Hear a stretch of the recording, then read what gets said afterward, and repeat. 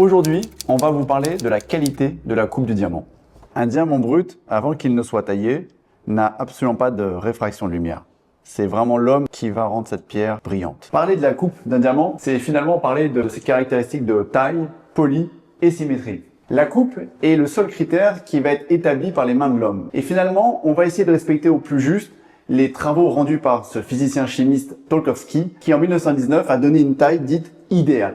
Donc la cut est une notion très importante pour la réfraction de lumière du diamant. Et la cut est l'addition de 3 éléments. Le premier, c'est effectivement comment a été taillé le brut, la qualité de sa taille faite par la main de l'homme. Il y a des ratios respectés, par exemple, un rondis du diamant, la ligne entre la couronne et le pavillon doit faire entre 1,3 et 3,33% d'épaisseur de la pierre. On a la notion de poli. Effectivement, le diamant à la fin est poli par les mains de l'homme. Donc on va vérifier sa qualité de brillance finalement. Enfin, la symétrie.